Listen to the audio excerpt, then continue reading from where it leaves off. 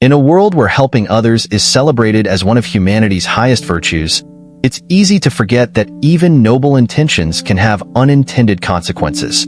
Compassion, when offered without balance or mindfulness, can sometimes lead to unforeseen harm, not only to the giver but also to the receiver. Today, we're diving into a story that beautifully illustrates these complexities. The tale of a kind-hearted monk whose journey of helping others revealed the darker side of compassion. Nestled in a serene valley between two towering mountains, a small monastery stood surrounded by ancient trees and flowing streams. It was a haven for those seeking refuge from the chaos of the world. Among the monks who lived there was one whose reputation for kindness and generosity extended far beyond the valley. His heart, open as the sky, embodied the teachings of compassion, selflessness, and service to others.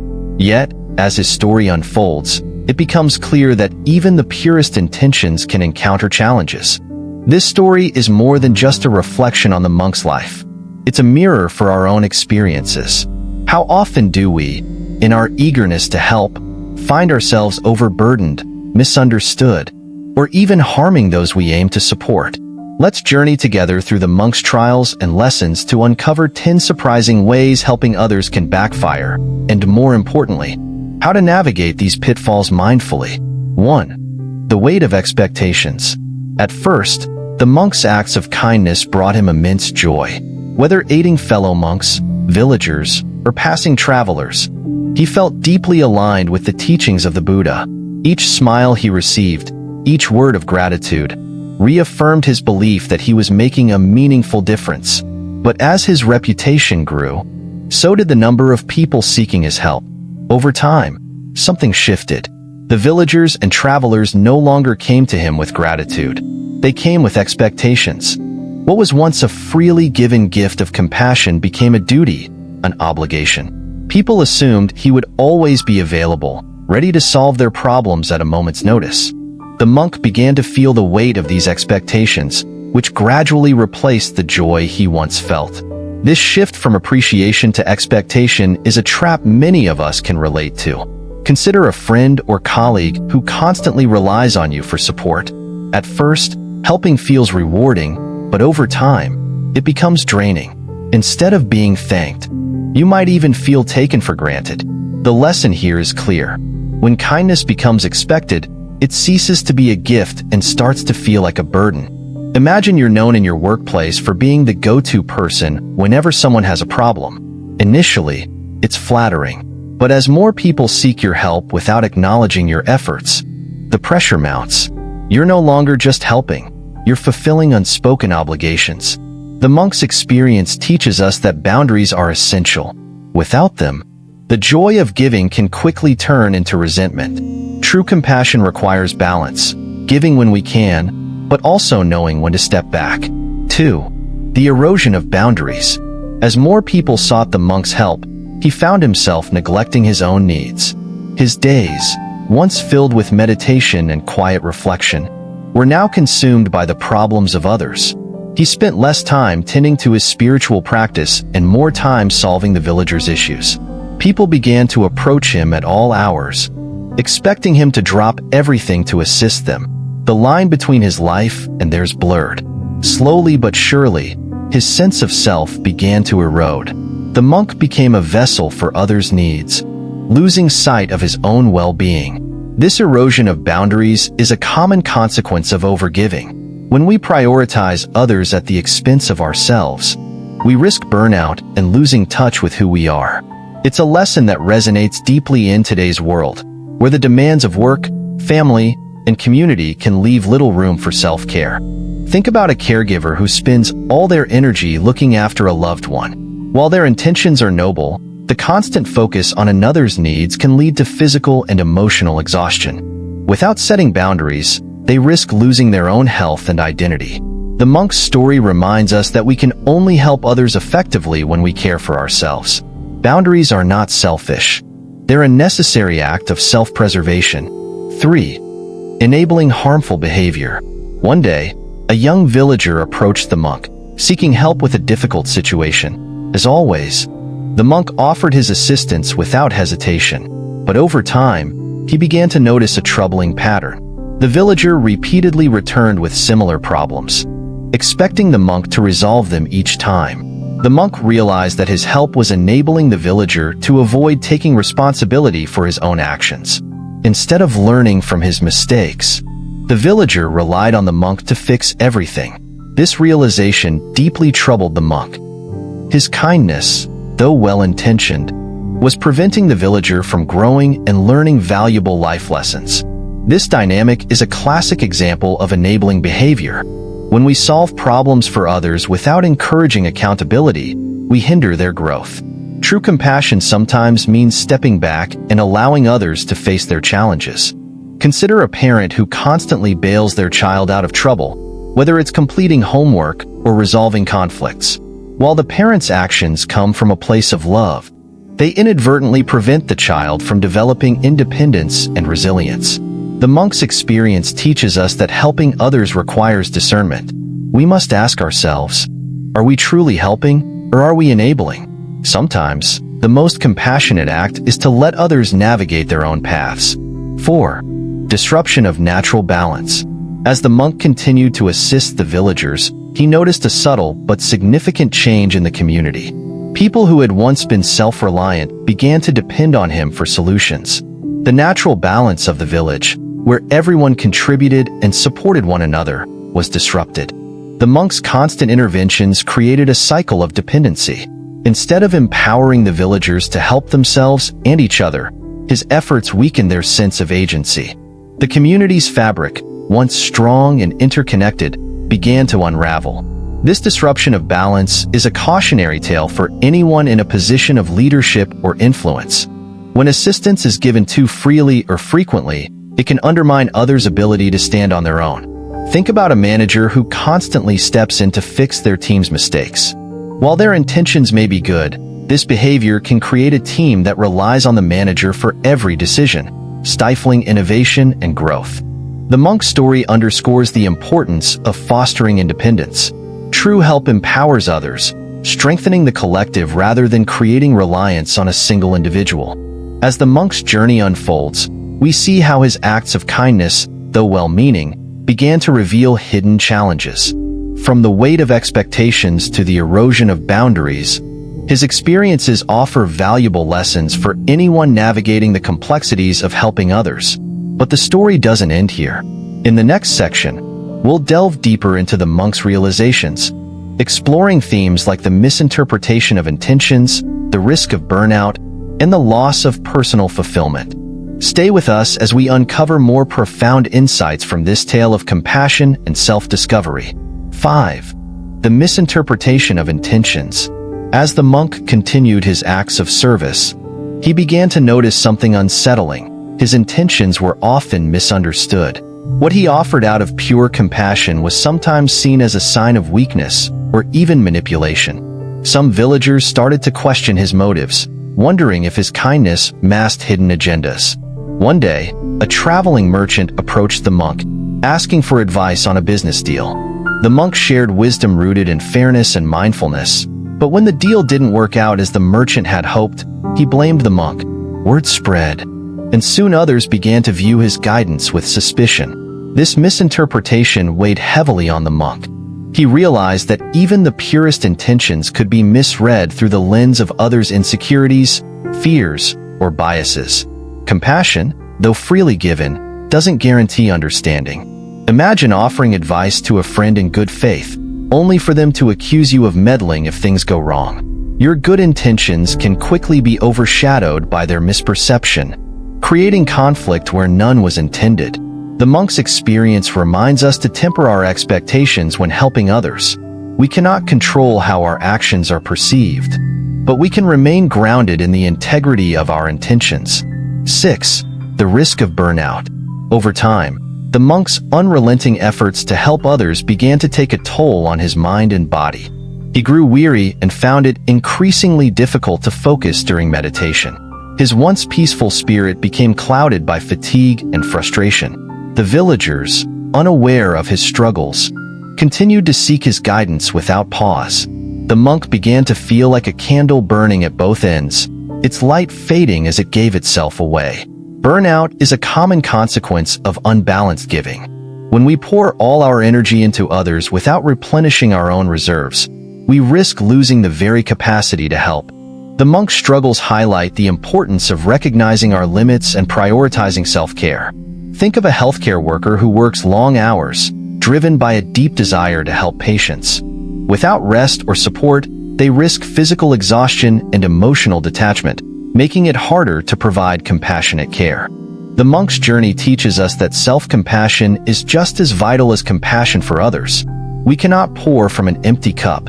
To sustain our ability to give, we must also take time to rest and recharge. 7. The loss of personal fulfillment. The monk's life, once filled with purpose and joy, began to feel hollow. In giving so much of himself to others, he had lost touch with his own passions and desires. His days were dictated by the needs of the villagers, leaving little room for the activities that once brought him peace and fulfillment. He reflected on the Buddhist teachings and realized he had strayed from the middle path, a balanced way of living that avoids extremes. In his pursuit of selflessness, he had neglected the importance of nurturing his own spirit. Consider someone who spends all their time volunteering for a cause they care about, only to realize they've sacrificed their personal hobbies and relationships. While their work is meaningful, the lack of balance leaves them feeling unfulfilled. The monk's realization reminds us that true compassion begins with ourselves. By honoring our own needs and passions, we can maintain the strength and clarity to serve others more effectively. 8. The strain on relationships. As the monk became consumed by his role as a helper, his relationships with his fellow monks began to suffer. Once a source of camaraderie and support, these relationships grew strained as his absence from communal activities became more frequent. Some monks resented the imbalance, feeling that he prioritized the villagers over his duties to the monastery. Others, sensing his weariness, urged him to step back and focus on himself. Yet the monk, driven by guilt and obligation, found it difficult to heed their advice. This dynamic illustrates how overgiving can strain even our closest relationships. When we neglect those who support us, we risk losing the very connections that sustain us. Picture a parent who dedicates all their energy to work or community service, leaving little time for their family. Over time, their absence creates emotional distance, weakening the bonds they cherish most. The monk's story underscores the importance of maintaining balance in our commitments. Nurturing our relationships requires time and presence, even as we strive to help others. 9. The danger of losing purpose.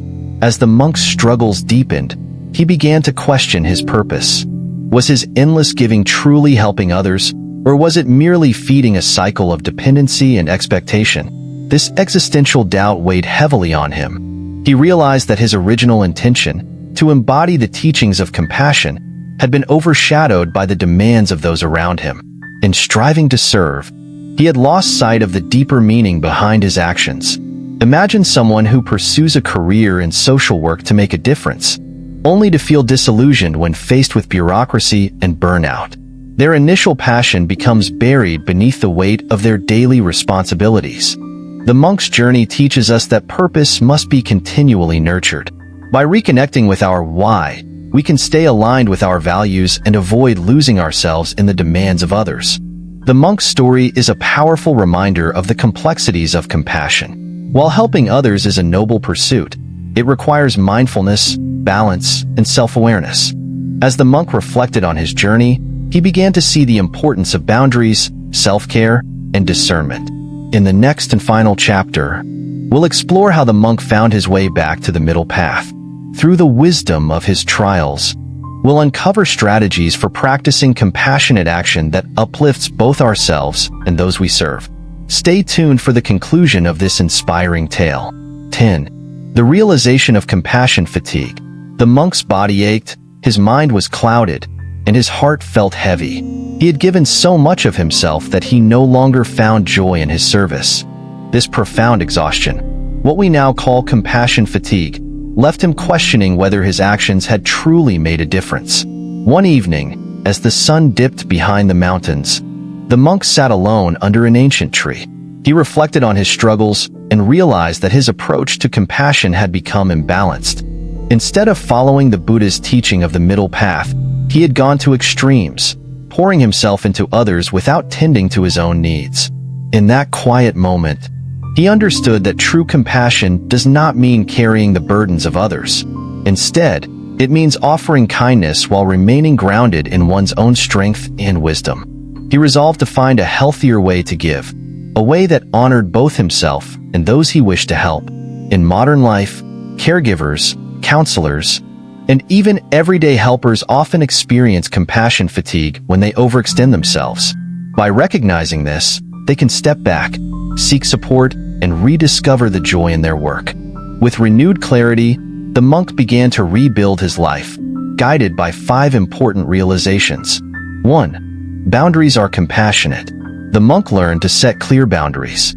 When villagers came to him at all hours, he kindly but firmly explained that he would only assist during specific times. This not only protected his well-being, but also encouraged others to take greater responsibility for their lives. Saying no or setting limits is not a sign of selfishness.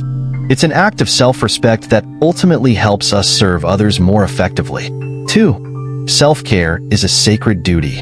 The monk returned to his spiritual practice, carving out time each day for meditation and reflection. By nurturing his own spirit, he regained the energy and clarity needed to help others.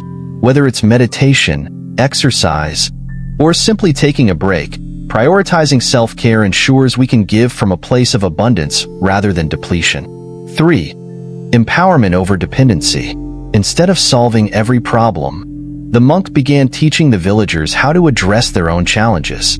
He offered guidance and tools, but encouraged them to take action themselves.